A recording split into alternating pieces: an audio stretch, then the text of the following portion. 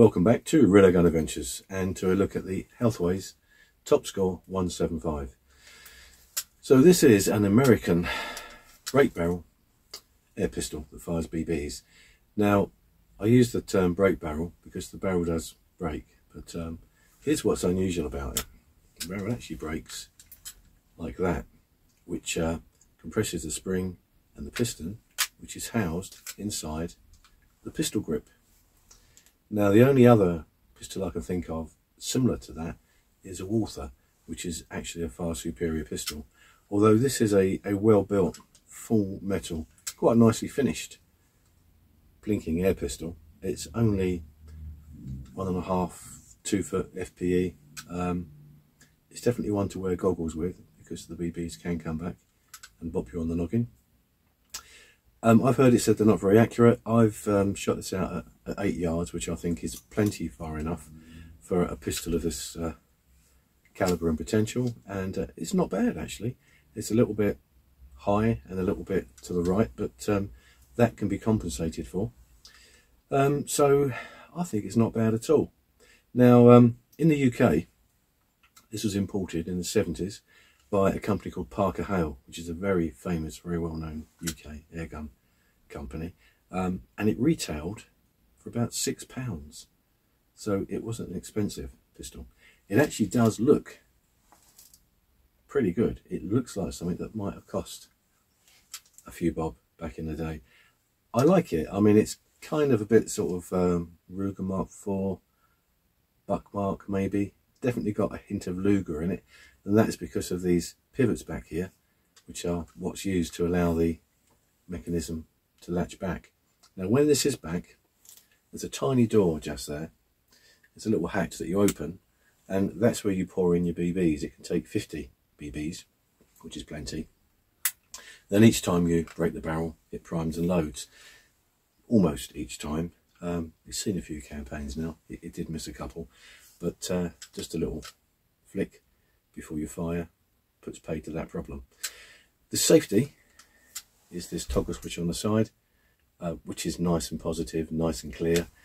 A second safety is the latch that locks the barrel back into place. If that latch isn't on, the gun won't fire. So that's quite a nice little feature too. It's quite weighty considering. I'd say it's probably around about maybe a kilo, so it feels quite good. It's a bit rattly, and that's because of the way that it's made and the way that it works. When it's got BBs in, it's very rattly, as you can imagine. So I'll tell you what I'll do. I'm going to put a few into a target. I'm going to fire out at 8 meters. I've got a cardboard box which has got a little window cut in it to allow the BBs to go through the paper target and be collected. There's a chance the odd one might bounce off. We'll see. Anyway, I'll be right back.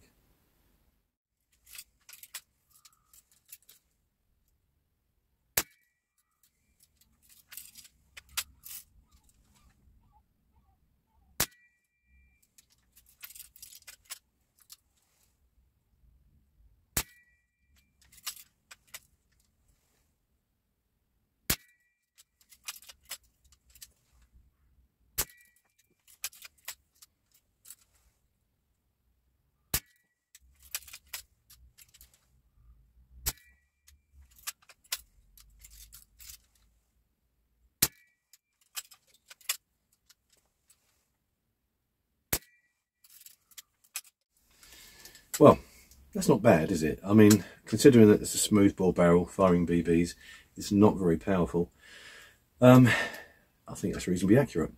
Now, I'd like to say that's down to me, but I don't think it is. I think it's just quite an accurate little pistol. And I don't think that's a rarity for these, from what I've seen.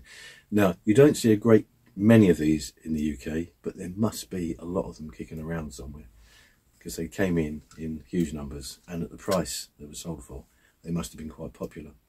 Now, I am using a slightly different setup today. The camera's not the same, and for some reason I've got this sort of haze going on up here.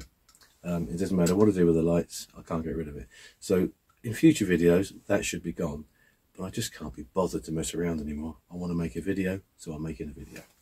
Now, if you buy one of these today, I've seen these auctioned in a box with other useful bits and pieces for about the sort of £75 to £100 mark. which I don't think is bad for a little bit of history. I personally like it because of the way it looks. I like the fact that it works quite well and it's reasonably accurate, and that's why I've got it, and that's why I'm going to hang on to it. I don't think it's going to be particularly valuable anytime soon, and I don't think it's going to be particularly rare anytime soon. So as I say, there's a lot of these around. Parker Howell wouldn't have bought in half a dozen. They would have bought in a lot of these, and at £6 they would have sold a lot of these as well. Anyway, that's it. Now in the States, it's got a slightly different name, and there's a couple of variations. They actually made a CO2 powered pistol, which does look very interesting, but it takes an 8 gram CO2, which is a bit odd. Maybe you can still get those. I'll have to look into it. But yeah, Healthway's quite an interesting company with quite an interesting range of rifles and pistols.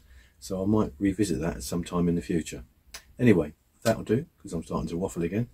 Hope you've enjoyed my little video. If you like my pistol, let me know. If you don't, let me know. I won't be offended. And I'll see you all again soon.